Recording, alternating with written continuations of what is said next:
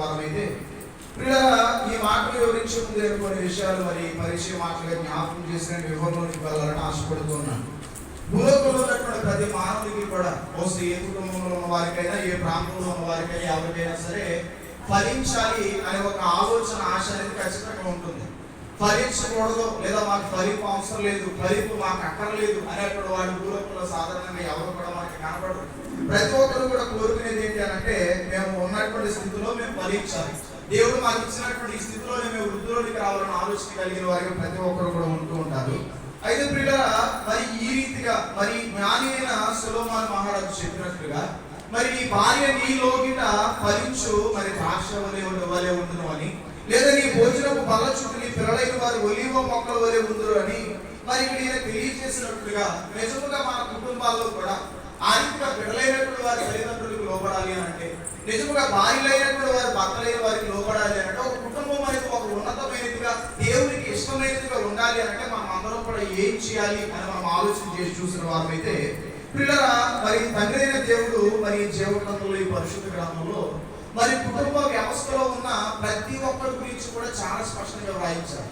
అంటే భర్త ఎలా ఉండాలి, భార్య ఎలా ఉండాలి, బిడ్డలు ఎలా ఉండాలి, సహోదరులు ఒకరి ఎలా ఉండాలి, లేకపోతే అత్త ఎలా ఉండాలి, కోడలు ఎలా ఉండాలి, ఇలాగున్న ప్రతి ఒక్కరి గురించి కూడా వాళ్ళ గురించి ఉందంటే వాక్యంలో మా గురించి లేదని అనడానికి లేకుండా దేవుడు ప్రతి ఒక్కరి గురించి కూడా మరి జీవగ్రంథంలో ప్రతి ఒక్కరి ప్రవర్తనను సరి చేయడానికి దేవుడు ఏం చేస్తారా అంటే స్పష్టంగా మరి గ్రంథంలో అందరి గురించినటువంటి విషయాలు ఆయన రాయించినటువంటి వారే ఉన్నారు.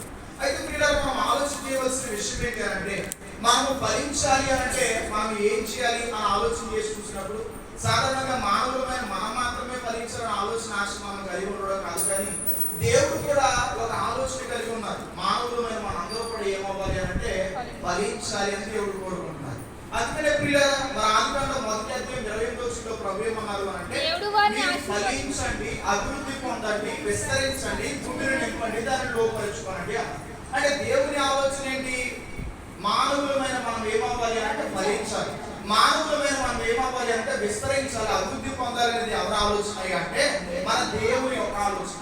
మరి ఎందుకంటే దేవుని ఆలోచన ఫలించాలి అనేది అయినప్పుడు, లేదా మానవులమైన విశ్వాసమైన మా ఆలోచన కూడా మేము ఫలించాలి అని అయినప్పుడు మరి మేము ఎందుకు ఫలించలేకపోతున్నాము ఆ ఆలోచన మీరు కలిగి ఉంటే ఫ్రీడర్ ఒక చిన్న మాట జ్ఞాపకం చేస్తాను. మాకు ఏదైనా ఒక ఫ్రిడ్జ్ కానీ, లేదా ఒక టీవీ కానీ, లేదా ఒక సెల్ ఫోన్ కానీ కొన్నటువంటి సమయంలో మనకి ఖచ్చితంగా మరి కొత్త ఫోన్ అయితే, కొత్త ఫ్రిడ్జ్ అయితే, కొత్త టీవీ అయితే ఒక మాన్యువల్ కార్డ్ అనేది అక్కడ కొన్నటువంటి ఆ వస్తువుతో పాటుగా మనకి ఇస్తూ ఉంటారు. ఏంటంటే ఆ మాన్యువల్ కార్డు అని అంటే ఆ టీవీని లేదా ఫ్రిడ్జ్ ని ఆ సెల్ ఫోన్ ని మనం ఎలా వాడాలి, ఎలా వాడకూడదు అని చెప్పి దానిలో కొన్ని రకాలైనటువంటి మరి సూచనలు అనేవి అక్కడ రాయడం జరుగుతుంది. వాళ్ళు చెప్పే మాట ఏంటంటే, ఇదిగో మేము చెప్పినట్టుగా మీరు సెల్ ఫోన్ వాడితే 10 సంవత్సరాలు పనిచేస్తుంది అంటారు. వాళ్ళు చెప్పే మాట ఏంటంటే, మేము చెప్పినట్టుగా ఈ ఫ్రిడ్జ్ అనేది మీరు ఉపయోగిస్తే 15 సంవత్సరాలు పనిచేస్తుంది అంటారు. కానీ మనం చేసేటువంటి పని ఏంటో తెలుసా? వారు చక్కగా మాన్యువల్ కార్డు ఇచ్చినా, ఎన్ని మంచి విషయాలు చెప్పినా కూడా దాని వైపు చూడడం కాదు కదా, దాన్ని చేతితో తాగడం కూడా కాకుండా ఆ పెట్టుకొని ఉంచి పట్టుకెళ్ళి అడుగు మీద మాడేస్తాం. అంటే అక్కడ వాళ్ళు తయారు చేసిన వాళ్ళు దానికి తగిన రీతిలో సూచనలు మనకు వెల్లడి చేసినా కూడా మనం ఏం చేస్తామండి అంటే మన సొంత జ్ఞానాన్ని మనం వినియోగిస్తూ ఉంటాం. నాకంటే వాళ్ళకి ఎక్కువ తెలుసా, నాకంటే వాళ్ళు నాకు అంత తెలియదు, ఎలా వాడాలో ఏం చేయాలో నాకు తెలియదు అన్నట్టుగా మనం ఏం చేస్తామండి అంటే మన సొంత జ్ఞానాన్ని వినియోగించేసరికి 10 సంవత్సరాలు పనిచేయవలసింది కాస్త 10 నెలల్లోనే అప్పుడు మాకు ఏమనిపిస్తుంది, అయ్యో అనవసరంగా పోయింది, మళ్ళీ తీసుకెళ్తా. వాళ్ళు అంటారు మేము చెప్పినట్టు వాడారా నిజమంటారు కదా. అంటే ఈ రోజుల్లో నిజంగా మన నిత్య జీవితంలో కూడా పిల్లలు దేవుడు చెప్పినట్టుగా నిజంగా మన రోజులకు మరి పలచుకు పిల్లలైన వారు ఆ రీతిగా ఒలీవ మొక్కల వలె ఉండాలండి.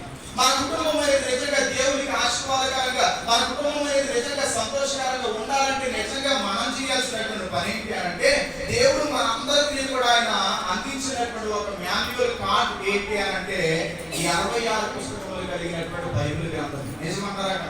ఈ గ్రంథంలో మనకు ఎలా ఉండాలి, ఎలా ఉండకూడదు, ఏం చేయాలి, ఏం చేయకూడదు అన్నట్టుగా ప్రతి విషయం గురించి కూడా ప్రభు ఏం చేస్తారు అంటే ఆయన స్పష్టంగా వ్రాసి మనకు అందింప చేసిన ఇలా మనం ఏం చేస్తాము అంటే ఆయన ఇష్టానికి వ్యతిరేక, ఆయన ఇష్టానికి వ్యతిరేక మన జ్ఞానం మీద మనం ఆధారపడి మన ఇష్టాలను మనం జరిగించే వాళ్ళు మనం ఉంటాం. అందుకని పిల్లలు మనం ఏం చూడలేకపోతున్నాము అని అంటే మరి ఫలింపు అనేది మనం చూడలేని వారికి మనం ఉంటూ ఉన్నాం. ఈ రోజు నేను వాక్యం జ్ఞాపకం చేయడానికి ఒక కారణం ఏంటి అంటే మరి ఉదయకాల సమయం నుండి కూడా నేను చూస్తున్నటువంటి సమయంలో ఎవరి ఫోన్లో చూసినా కూడా మరి హ్యాపీ ఫాదర్స్ డే అంటారు.